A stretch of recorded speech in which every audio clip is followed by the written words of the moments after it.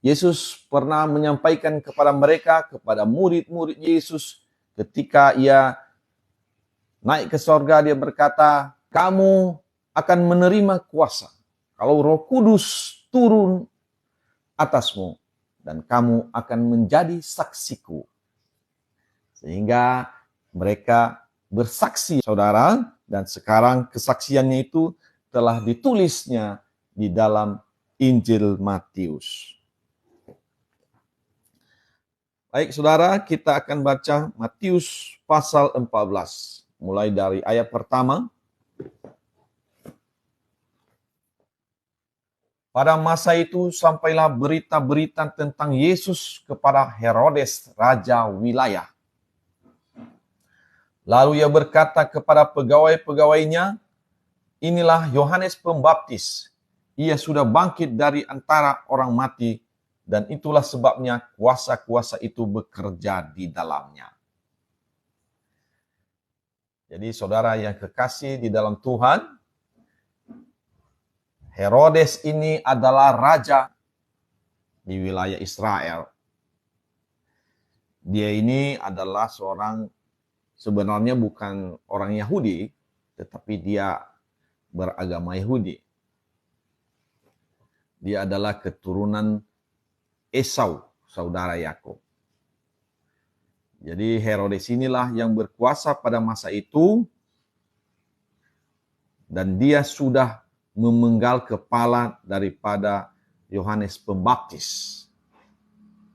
Namun sampailah berita-berita kepadanya tentang Yesus. Dia pikir itu Yohanes Pembaptis sudah bangkit kembali. Ayat 3 dikatakan, sebab memang Herodes telah menyuruh menangkap Yohanes, membelenggunya dan memenjarakannya, berhubung dengan peristiwa Herodias istri Filipus saudaranya. Karena Yohanes pernah menegurnya, katanya tidak halal engkau mengambil Herodias. Herodes ingin membunuhnya, tetapi ia takut akan orang banyak yang memandang Yohanes sebagai nabi. Tetapi pada hari ulang tahun Herodes, menarilah anak perempuan Herodias di tengah-tengah mereka dan menyukakan hati Herodes. Sehingga Herodes bersumpah akan memberikan kepadanya apa saja yang dimintanya. Maka setelah dihasut oleh ibunya, anak perempuan itu berkata, berikanlah aku di sini kepala Yohanes Pembaptis di sebuah talam. Lalu sedihlah hati raja, tetapi karena sumpahnya dan karena tamu-tamunya diperintahkannya juga untuk memberikannya. Disuruhnya memenggal kepala Yohanes di penjara. Dan kepala Yohanes itu pun dibawa orang di sebuah talam, lalu diberikan kepada gadis itu, dan ia membawanya kepada ibunya. Ini adalah kisah nyata tentang Yohanes Pembaptis, saudara. Kenapa Herodes memenjarakan Yohanes Pembaptis? Karena Yohanes Pembaptis sudah menegurnya. Karena di dalam agama Yahudi dilarang untuk mengambil istri saudara.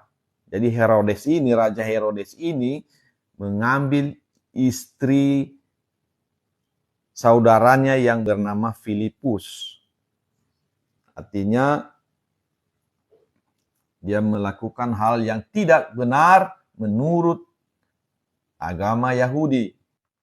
Karena itu sudah ada di dalam hukum Taurat, saudara, di dalam Imamat 20 ayat 16. Dikatakan di sini, janganlah kau singkapkan aurat istri saudaramu laki-laki, karena itu hak saudaramu laki-laki. Bila seorang laki-laki mengambil istri saudaranya, itu suatu kecemaran, karena ia melanggar hak saudaranya laki-laki, dan mereka akan tidak beranak. Jadi karena Herodes ini adalah seorang raja, istri saudaranya diambilnya saja. Nah, jadi Pada saat itu, Yohanes Pembaptis menegurnya dan dia marah. Sehingga ia memenjarakan Yohanes Pembaptis itu. Dan sebenarnya dia tidak mau memenggal kepala Yohanes Pembaptis ini, tetapi karena dia berjanji kepada anak Herodias itu, apa saja yang dia minta, ya, ketika ia menari, ya pada saat itu Herodes ini sedang berulang tahun dan anak perempuan Herodias ya, menari menyukakan hati Herodes. Ya, dan memang nampaknya ini Herodias ini, istri daripada Filipus ini, marah juga kepada Yohanes Pembaptis. Nah, jadi memang dia juga suka tentang perselingkuhannya itu. Karena dia jadi istri raja. Ya. Di sini kita baca di sini tadi, maka setelah dihasut oleh ibunya, Herodias namanya, nama ibunya anak ini, istri daripada Filipus ini adalah Herodias. Ya. Berikan aku di sini kepala Yohanes Pembaptis. Nah, oleh sebab itulah maka Raja Herodes memerintahkan untuk memenggal kepala Yohanes Pembaptis. Ayat 12, kemudian datanglah murid-murid Yohanes Pembaptis mengambil mayatnya dan menguburkannya, lalu pergilah mereka memberitahukannya kepada Yesus. Ini adalah kisah nyata, saudara, ketika Yohanes Pembaptis menegakkan firman Tuhan, menegakkan hukum yang berlaku untuk orang yang beragama Yahudi, dia mendapatkan hukuman dari Herodes. Sehingga kepalanya dipenggal. Baik, kita teruskan. Ayat 13, setelah Yesus mendengar berita itu, menyingkirlah ia dari situ. Dan hendak mengasingkan diri dengan perahu ke tempat yang sunyi. Jadi Yesus pun pergi ke tempat yang sunyi, saudara. Ya, supaya jangan ada terjadi sesuatu yang tidak diinginkan dan dia menghindari bentrokan, begitulah. Yesus bukan apa sebenarnya, karena misinya belum selesai. Ya, belum selesai dia mengajar. Belum selesai dia berfirman, menyampaikan firman kepada murid-muridnya dan kepada orang-orang yang menjadi pendengarnya. Tetapi orang banyak mendengarnya dan mengikuti dia dengan mengambil jalan darat dari kota-kota mereka. Ketika Yesus mendarat, ia melihat orang banyak yang besar jumlahnya, maka tergeraklah hatinya oleh belas kasihan kepada mereka dan ia menyembuhkan mereka yang sakit. Jadi Tuhan Yesus ini adalah teladan yang baik, saudara. Dia memiliki belas kasihan. Nah, di sini kita baca, tergeraklah hatinya oleh belas kasihan. Dan ia menyembuhkan mereka yang sakit. Jadi, belas kasihan inilah yang ada di dalam Tuhan. Jadi bagi anak-anak Tuhan juga yang menjadi pengikut Yesus, diharapkan untuk memiliki ini, belas kasihan kepada orang lain.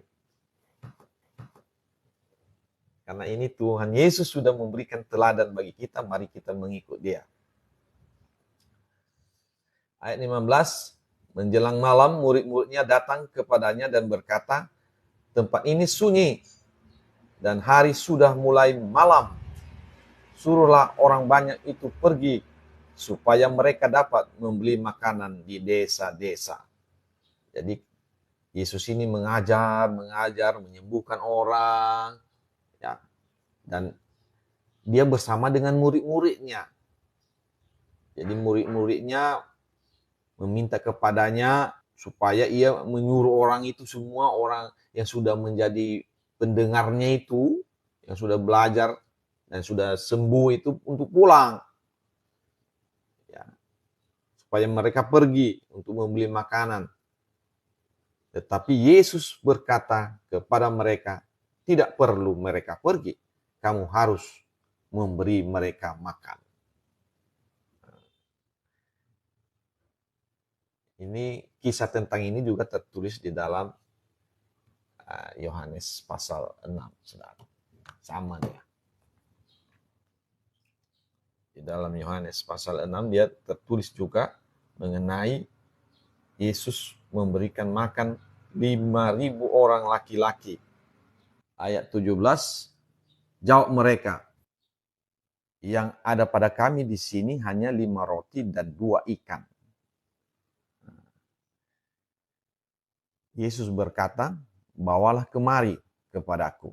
Lalu disuruhnya orang banyak itu duduk di rumput, dan setelah diambilnya 5 roti dan 2 ikan itu, Yesus menengadah ke langit dan mengucap berkat.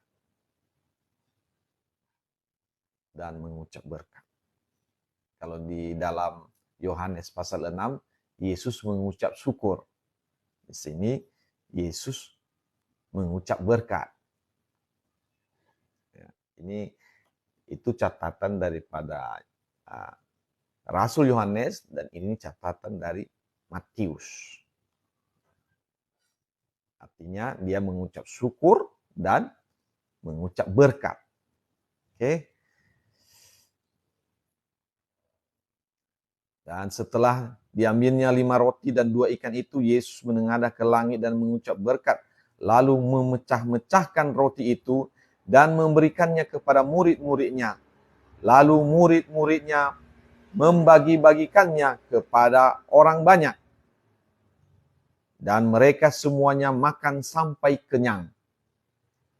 Kemudian orang mengumpulkan potongan-potongan roti yang sisa 12 bakul penuh. Yang ikut makan kira-kira 5.000 laki-laki, tidak termasuk perempuan dan anak-anak. Jadi adalah mujizat terjadi, saudara. Terjadi mujizat dari 5 roti dan 2 ikan bisa memberi makan 5.000 orang laki-laki, belum termasuk perempuan dan anak-anak. Ya, kira-kira 10.000 orang. Nah, ini adalah mujizat, saudara. Jadi kita bisa melihat di sini ada sesuatu yang luar biasa, saudara. Jadi tidak begitu saja itu terjadi, saudara. Ada pelipat gandaan. Ya. Itulah tanda keilahian Yesus. Ya, belum pernah kita dengar ini juga yang kayak gini. Sekarang pun belum ada ini. Ya. Tapi inilah kisah nyata daripada pelayanan Tuhan Yesus. Baik, kita teruskan. Ayat 22, sesudah itu Yesus segera memerintahkan murid-muridnya naik ke perahu dan mendahulunya ke seberang. Nah, jadi mereka menyeberangi Danau Galilea, saudara. Sementara itu, ia menyuruh orang banyak pulang. Jadi karena sudah malam, disuruh, setelah kenyang disuruh pulang. Ayat 23, dan setelah orang banyak itu disuruhnya pulang, Yesus naik ke atas bukit untuk berdoa seorang diri. Ketika hari sudah malam, ia sendirian di situ. Jadi mereka terpisah. Yesus pergi ke bukit, dia berdoa sendirian, sementara murid-muridnya menyeberang mau ke tempat lain, begitulah. Perahu murid-muridnya sudah beberapa mil jauhnya dari pantai dan diombang-ambingkan gelombang karena angin sakal. Kira-kira jam 3 malam datanglah Yesus kepada mereka berjalan di atas air. Ini jam 3 malam sudah. Artinya kalau ini sebenarnya udah pagi lah, dini hari. Dia tiba-tiba datang. Bagaimana dia datang, saudara? Dia naik kendaraan apa? Dari bukit, langsung masuk ke tengah danau itu. Kira-kira jam 3 malam. Kalau dia itu hanya manusia biasa, itu tidak mungkin. Nah, kan kita sudah pernah belajar bahwa Yesus itu adalah roh. Roh Allah sendiri. Roh Kudus. Dia adalah roh. Maka dia bisa melakukan itu, saudara. Itulah buktinya bahwa dia adalah roh. Dia dari bukit ke tengah danau itu tanpa membawa kendaraan apapun. Itu bisa dilakukannya karena dia adalah roh. Ketika murid-muridnya melihat dia berjalan di atas air, mereka terkejut dan berseru, "Itu hantu!" dan berteriak-teriak karena takut. Nah, ini adalah satu kebiasaan. Dari zaman dulu sampai sekarang, kalau ada yang seperti itu hantu. Jadi orang lebih percaya hantu bisa berbuat seperti itu. Iblis bisa berbuat seperti itu. Sehingga murid-muridnya ini pun berkata itu hantu. Memang hantu, iblis bisa melakukan itu juga. Namun jangan kita merendahkan Allah. Allah yang menjadi manusia itu lebih daripada hantu. Nah, di sini kita harus perbaiki pandangan kita tentang Allah. Allah itu lebih tinggi. Ya. Dia lebih mampu daripada iblis, daripada setan. Ya. Firman Tuhan mengatakan roh yang ada di dalam kamu lebih besar daripada roh yang ada di dalam dunia. Artinya Allah kita lebih besar daripada iblis. Inilah Yesus menunjukkan bahwa dia bisa langsung dari bukit itu sampai ke danau itu tanpa kendaraan. Karena dia adalah roh. Ya. Itulah bukti-buktinya keilahian Tuhan Yesus. Saudara, ayat 27, tetapi segera Yesus berkata kepada mereka, "Tenanglah, aku ini, jangan takut." Nah, dia menjelaskan kepada mereka, aku bukan hantu. Aku ini Yesus. Itu perbedaan, saudara. Perbedaan antara kita dengan Yesus itu beda. Kecuali kita sudah memang juga hidup di dalam roh. Nah, bahkan ada juga yang pernah kesaksian itu, dia pergi ke London itu dari India. Nah, pakai roh, bukan pakai pesawat. Saya pernah membaca buku itu. Dia pergi menginjil. Dan itu tingkatan kerohaniannya sudah tinggi, saudara. Roh Allah ada di dalamnya. Sama seperti murid dari murid Yesus yang bernama Filipus. Dia juga dibawa oleh roh tiba-tiba ke tempat di mana sida-sida dari Ethiopia itu ada. Dibawa oleh roh.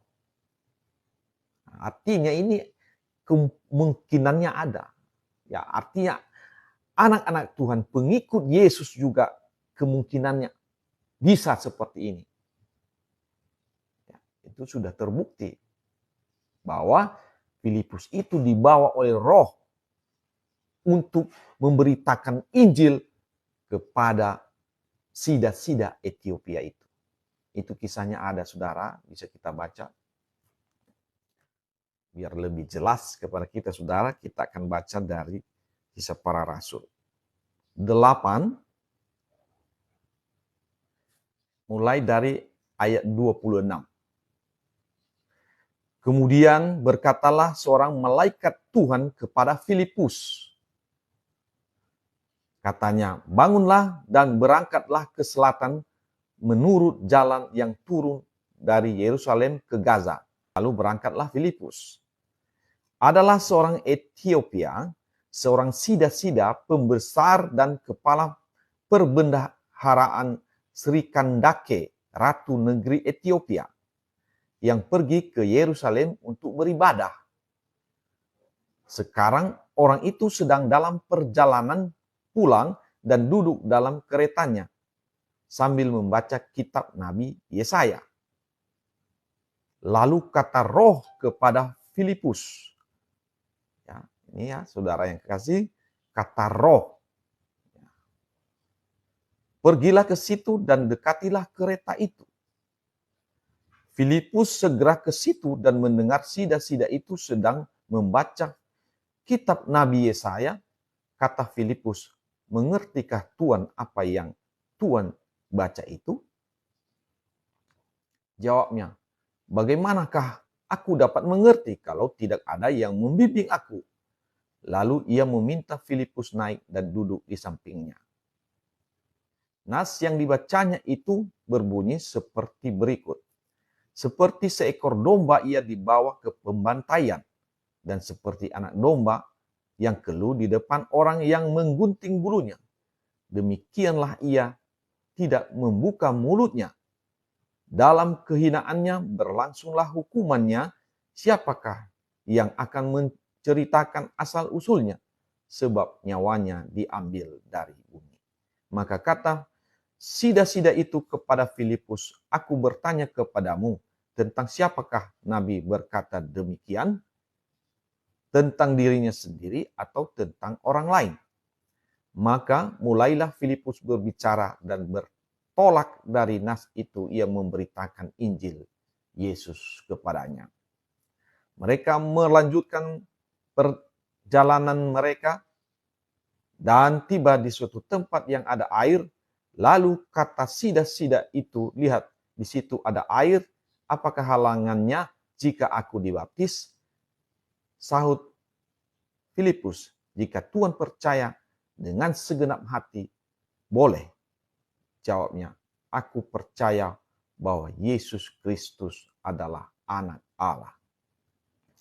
Lalu orang Ethiopia itu menyuruh menghentikan kereta itu dan keduanya turun ke dalam air, baik Filipus maupun sida-sida itu. Dan Filipus membaptis dia. Dan setelah mereka keluar dari air, Roh Tuhan tiba-tiba melarikan Filipus, dan sida-sida itu tidak melihatnya lagi.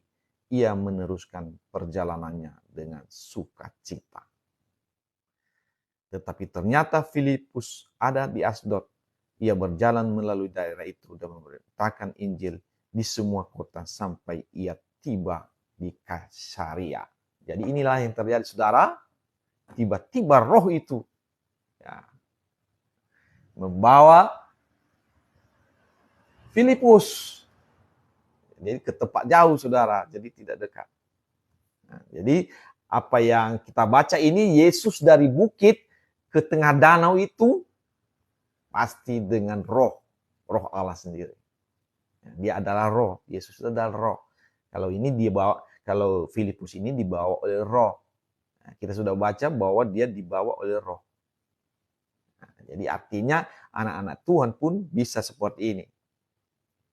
Ya, ini memang ada, maksudnya ada waktu-waktu tertentu ya, di mana memang diperlukan, saudara yang kekasih.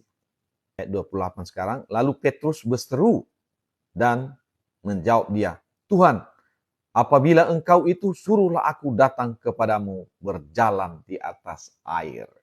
Nah, jadi Petrus ini, ya berarti ini bisa berjalan di atas air ini. Aku cobalah. Nah, dia coba. Jadi ini adalah praktek iman, saudara. Jadi artinya Yesus ini masih ada di atas air ini, lagi berjalan dia.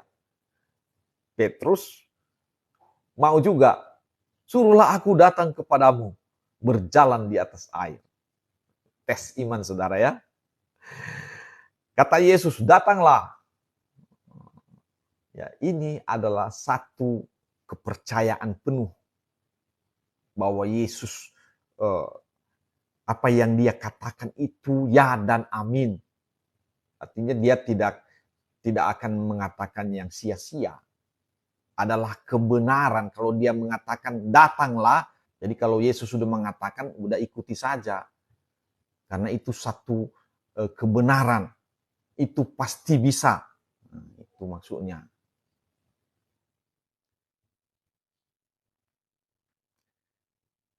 Maka Petrus turun dari perahu dan berjalan di atas air mendapatkan Yesus.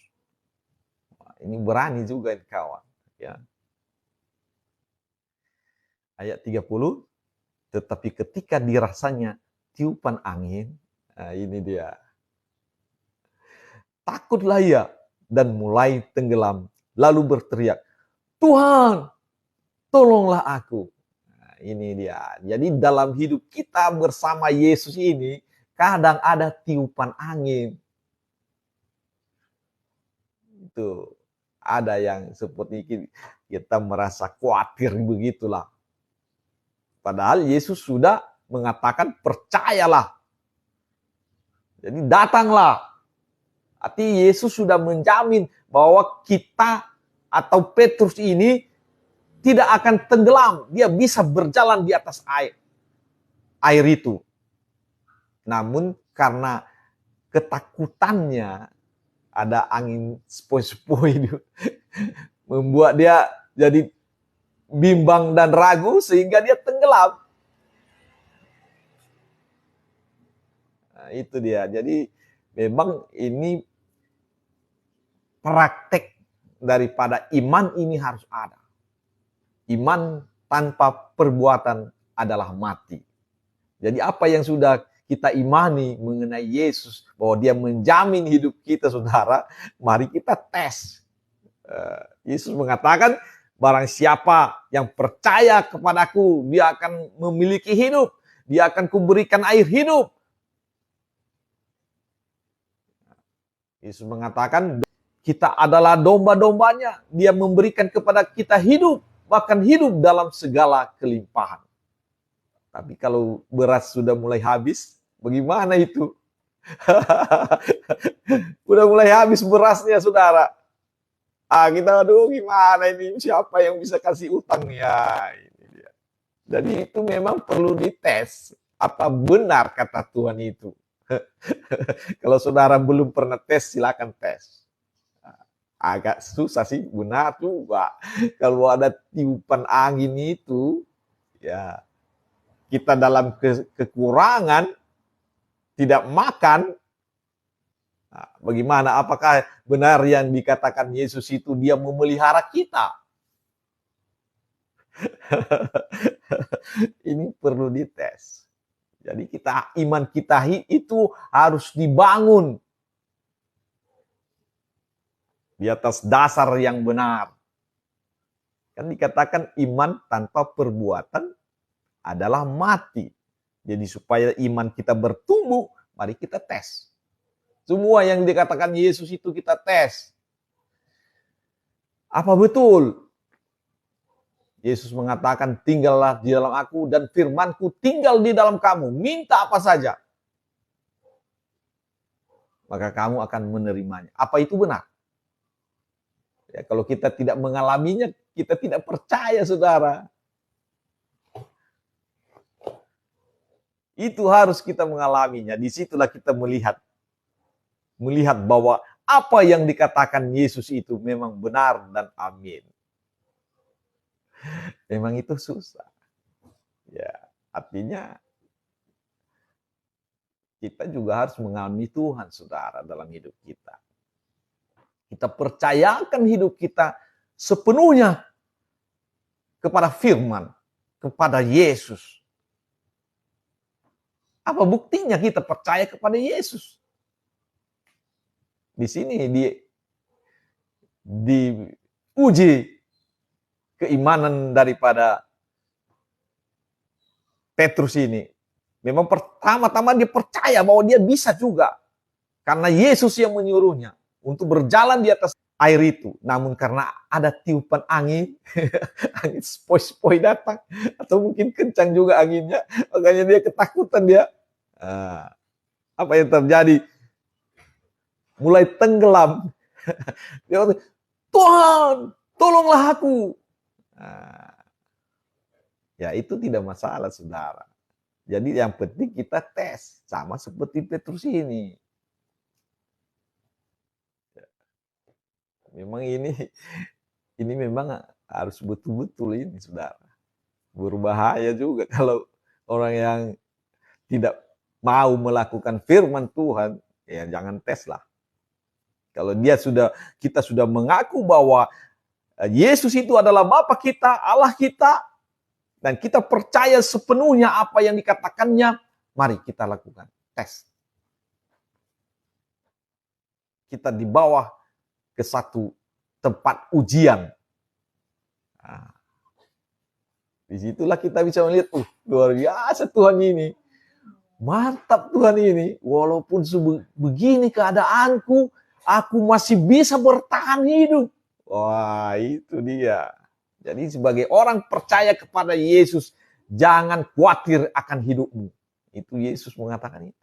Jangan khawatir apapun yang hendak kau makan besok. Yang ada dulu makan sekarang. Yang tidak ada, tunggu. Yesus pasti buka jalan. Dan itu memang, saudara. Kalau kita terus berserah kepada Yesus Tuhan itu Tuhan Yesus itu luar biasa.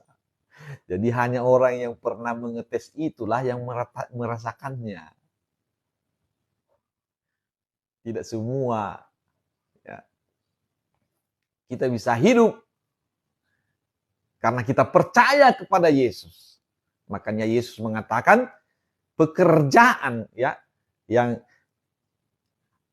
Allah kehendaki untuk kita lakukan yaitu percaya kepada Yesus. Percaya kepada Yesus. Apa yang dikatakannya itu ya dan amin. Karena dia adalah Allah sendiri yang telah menjadi manusia. Kalau dia berfirman, lakukan saja dan percaya. Ya, kita baca tadi itu, yang tadi itu ada 5 roti 2 ikan. Bagaimana mungkin bisa memberi makan 10.000 orang? Tidak mungkin itu. Kalau 5 roti 2 ikan, saya pun bisa habiskan itu sendiri. Di 10.000 orang, saudara. Itu luar biasanya. Jadi kita jangan hanya mendengar saja, tetapi mari kita praktekkan dalam hidup kita sehari-hari. Apakah itu benar? Apakah Tuhan bisa membuat mujizat sampai saat ini? Itu juga sebagai orang percaya kepada Tuhan, orang yang menjadi pengikut Yesus, tes. Supaya iman kita itu bertumbuh dengan baik. Yesus mengatakan orang yang mendengar firman Tuhan dan melakukannya, dia seperti orang yang membangun rumah di atas batu. Artinya pondasinya kuat. Tapi kalau orang mendengar firman Tuhan tetapi tidak melakukannya, dia seperti orang yang membangun rumah di atas pasir. Ada angin seperti tadi, ada angin, ada banjir, hancurlah imannya. Nah, di sini iman si Petrus ini kena tiupan angin, dia goyang dia. Mulai tenggelam dia. Namun Yesus pada saat itu dia lagi mengajari murid-muridnya itu. Percaya kepadaku. Datanglah. Berjalanlah di atas air. Dan di awal-awalnya memang bisa. Tetapi karena ada tiupan angin, itu dites. Tahan nggak? Tahan nggak? Jadi dalam hidup ini, saudara, jangan takut hidup. Karena Yesus hidup sampai selama-lamanya. Dia adalah Bapa kita yang kekal, yang kita ragu, yang kita takut untuk hidup ini, menghadapi hidup ini. Apapun yang terjadi, bersama Yesus kita bisa menghadapi kehidupan ini. Itu dia, saudara. Saya sudah sering mengetes itu. Jadi jangan takut. Saya pernah tidak ada makanan juga. Tapi datang sendiri ada yang... Nah, itu. Jadi itu memang luar biasa, saudara yang kekasih. Ya.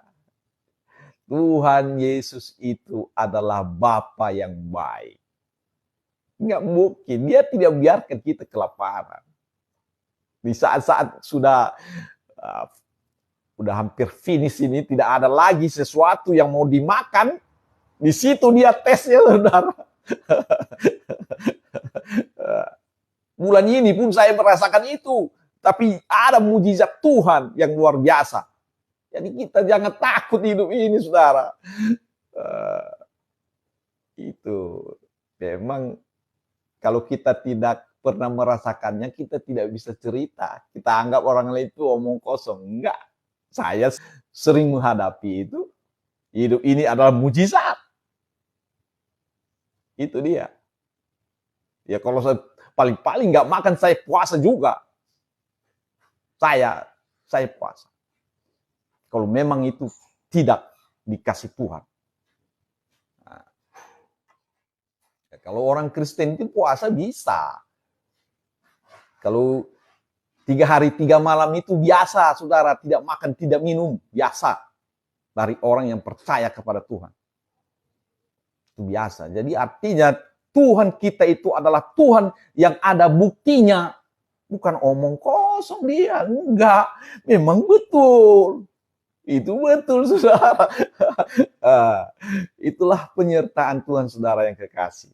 Jadi ini Petrus ini lagi menjalani prakteknya. Dia sudah diajar tentang firman Tuhan sebelumnya, supaya dia percaya kepada Tuhan dengan sungguh-sungguh. Dia dites. Datanglah, dia berjalan di atas air. Entah berapa langkah lah dia itu berjalan. Tapi karena ada tiupan angin, takut dia, baru tenggelam. Tetapi dia berteriak, tolonglah, Tuhan tolonglah. Iya, karena Yesus yang kita sembah itu tidak jauh, saudara, ada dekat. Dia tidak biarkan kita tenggelam. Bapa yang baik, mana mungkinlah dia mau biarkan kita kelaparan. Tidak, ya. Saya sudah tes itu. Ketika dalam masalah, saya memiliki 4 orang anak, tidak punya apa-apa, tidak. Yesus menolong. Jangan salah, Yesus Tuhan kita ini sangat baik. Berpuluh-puluh tahun saya sudah merasakan pertolongan Tuhan itu.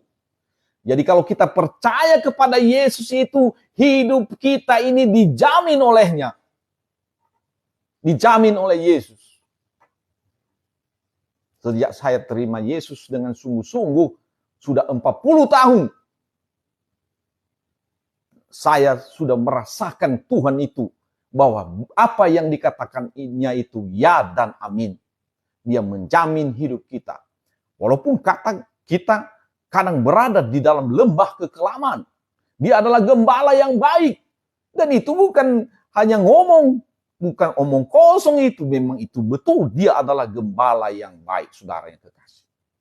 Jadi Yesus adalah gembala kita yang baik.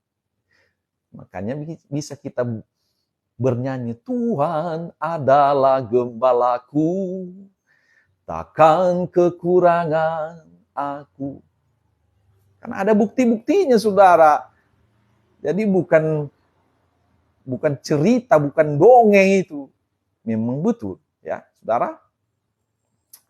Itu bisa kita saksikan dalam hidup kita sendiri kalau kita mengetesnya, saudara. Tes sajalah.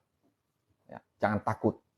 Bersama Yesus, hidup kita ada di dalam ketenangan, ketentraman, kelegaan. Karena dia mengatakan, marilah kepadaku, hai kamu yang letih lesu dan berbeban berat. Aku akan memberikan kelegaan kepadamu. Itu bukan hanya omongan itu adalah firman. Dan itu firman itu berkuasa dalam kita. Jangan takut, saudara.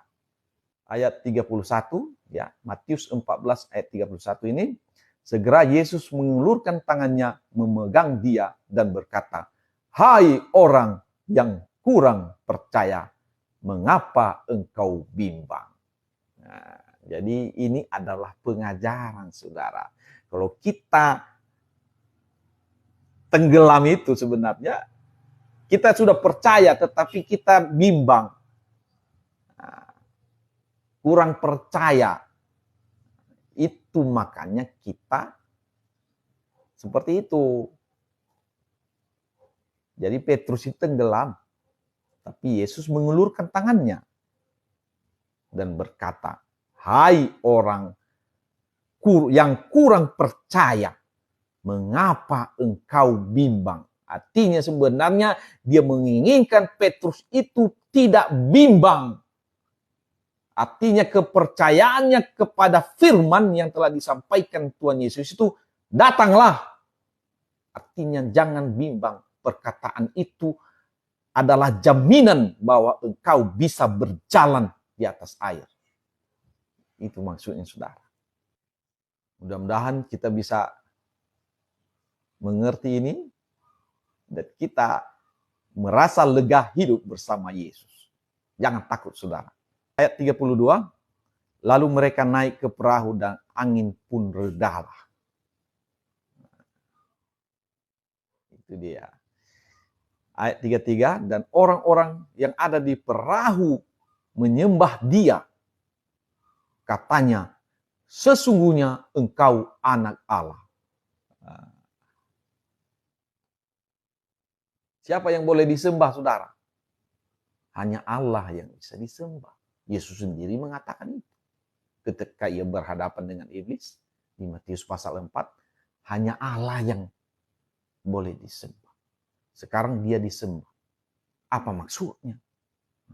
Kita harus bertanya, apa maksudnya? Kenapa dia tidak menolak? Kalau dia disembah, padahal dia mengatakan bahwa hanya Allah saja yang bisa disembah. Apa artinya itu, saudara? Artinya ketika ia tidak menolak itu, bahwa dia adalah Allah. Allah yang telah menjadi manusia. Bukan manusia menjadi Allah, tapi Allah menjadi manusia. Walaupun dia sudah jadi manusia, dia tetap Allah, saudara. Nggak berubah statusnya itu. Itu maksudnya. Jadi waktu disembah dia tidak menolak mereka. Dan mereka mengatakan, engkau anak Allah. Sesungguhnya engkau anak Allah. Yesus tidak mengatakan, aku bukan anak Allah. Enggak. Itu dia. Yesus tidak menolak itu. Karena memang benar. Dia adalah anak Allah. Anak Allah maksudnya Allah beranak. Bukan. Allah yang mengambil rupa sebagai manusia. Dari yang tidak terlihat menjadi terlihat. Itu maksudnya.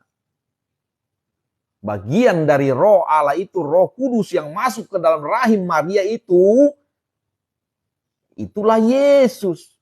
Dia adalah roh Allah. Kita sudah katakan tadi bahwa dia adalah roh. Dia dari bukit ke danau itu. Karena dia adalah roh, dia bisa melakukan itu. Ya. Jadi Yesus tidak melarang orang menyembahnya. Itulah satu bukti bahwa ia adalah Allah. Ya. Dan orang mengatakan engkau anak Allah, dia juga tidak menolak itu. Ya, itu memang suatu kebenaran. Kalau enggak kan dia bilang, aku bukan anak Allah, jangan sembah aku. Aku bukan Allah.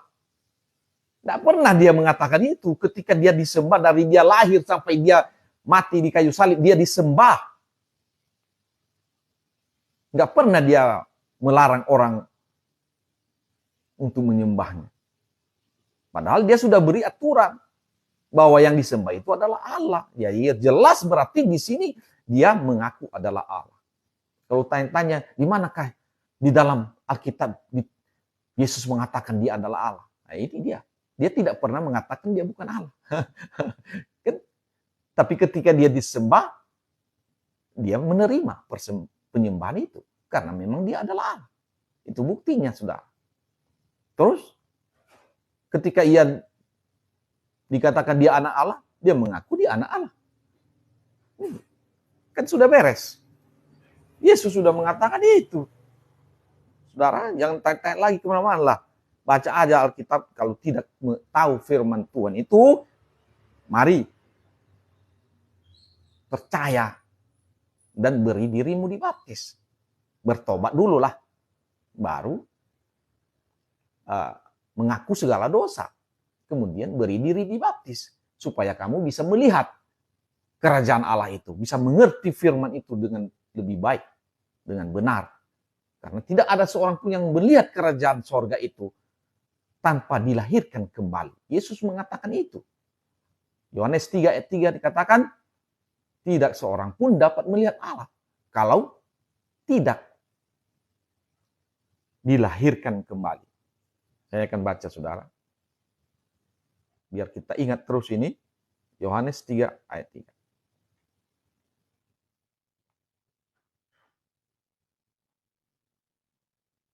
Aku berkata kepadamu, sesungguhnya jika seorang tidak dilahirkan kembali, ia tidak dapat melihat kerajaan Allah. Ya. Di ayat 5 dikatakan, aku berkata kepadamu, sesungguhnya jika seorang tidak dilahirkan dari air dan roh, ia tidak dapat masuk ke dalam kerajaan Allah. Jadi untuk bisa mengerti firman Tuhan itu, saudara, kita harus dilahirkan dari air dan roh. Itu perkataan Yesus. Dan ini satu kebenaran. Ini nggak boleh dirubah. Jadi bagaimana kita bisa bercerita tentang kerajaan Allah? Karena Alkitab itu bercerita tentang kerajaan Allah. Jadi barang siapa hanya membacanya dengan ilmu pengetahuan, maka dia tidak akan bisa mengetahuinya. Kenapa? Karena dia belum dilahirkan kembali. Belum bisa masuk atau melihat saja pun tidak. Ya, di ayat 3 tadi, tidak dapat melihat kerajaan Allah. Jadi orang yang tidak dilahirkan kembali itu tidak dapat melihat saja pun. Apalagi masuk. Melihat saja pun tidak bisa. Bagaimana kita bisa bercerita tentang firman Tuhan kalau kita tidak bisa melihat saja pun. Sama dengan seorang contohnya kayak kita ini bercerita tentang Amerika. Melihat saja pun kita tidak pernah melihat Amerika itu. Tapi kita cerita sama orang, beginilah. Sama seperti orang yang menceritakan firman Tuhan ini, Alkitab ini kepada orang lain. Aku sudah tamat ini, doktoral dari sini, dari situ. Aku bahasa ini, bahasa itu tahu. Ya, Yesus sudah memberikan petunjuk. Harus dilahirkan kembali. Harus dilahirkan dari air dan roh. Artinya harus dibaptis dulu. Nah, itu dia. Jadi Yesus sudah memberikan satu ketentuan khusus bagi orang yang mau menceritakan tentang Allah itu. Dia harus bisa masuk dulu ke dalam kerajaan sorga itu. Harus dilahirkan kembali. Ayat 34. Setibanya di seberang, mereka mendarat di Genezaret. Ketika Yesus dikenal oleh orang-orang di tempat itu, mereka memberitahukannya kepada seluruh daerah itu. Maka semua orang yang sakit dibawa kepadanya.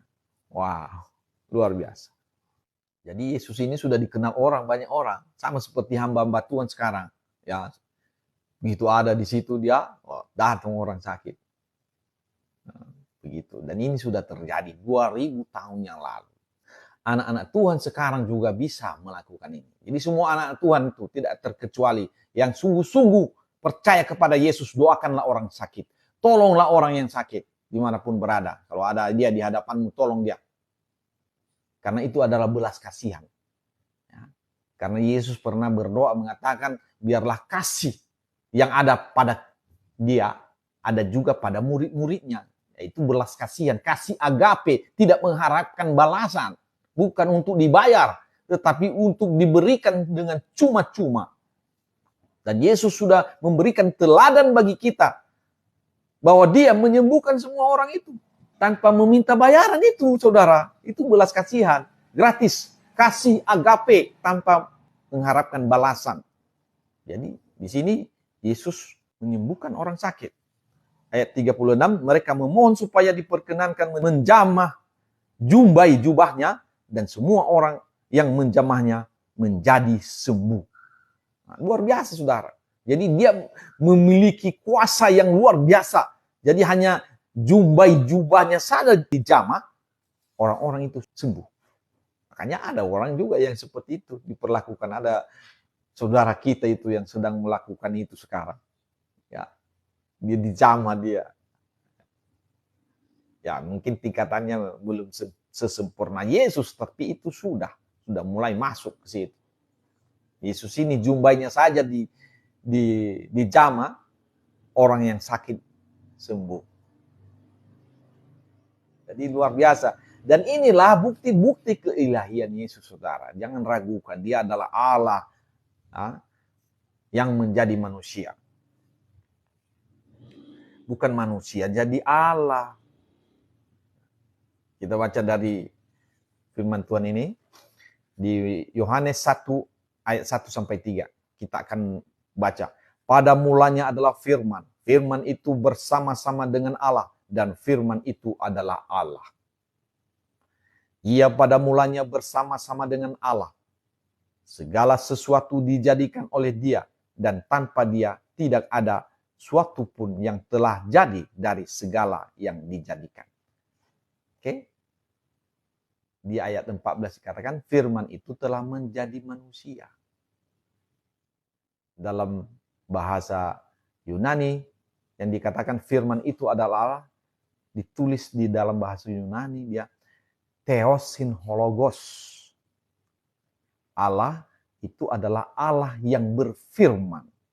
Nah, makanya dia masuk, kalau kita masukkan dia di ayat 3 ini, segala sesuatu dijadikan oleh Dia. Artinya dijadikan oleh Allah yang berfirman. Itu dia. Jadi Allah yang berfirman ini. Dia datang ke dalam dunia ini untuk berfirman. Dia jadi manusia itu untuk berfirman. Jadi semua yang disampaikannya itu adalah firman. Ketika ia mengatakan kepada Petrus tadi, datanglah, itu firman. Dan firman itu, ya, apa yang dikatakannya itu berkuasa gitulah. Jadi bukan hanya kata-kata begitu. Jadi kalau Yesus berkata itu, ada kuasanya. Jadi kehadirannya itu penuh dengan kuasa. Makanya jubahnya pun dijamah orang sembuh. Itulah firman. Itulah firman yang hidup. Jadi Yesus itu bukan manusia jadi Allah, tapi Allah menjadi manusia.